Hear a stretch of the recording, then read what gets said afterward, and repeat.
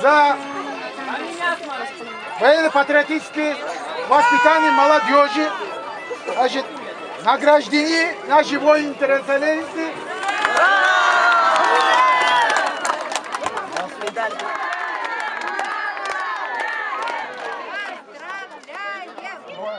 От имени Союза ветеранов интернационалистов Таджикистана поздравляю весь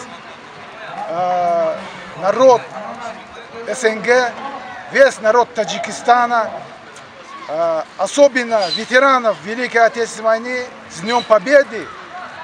Пусть они будут всегда здоровы, дай Бог им здоровья.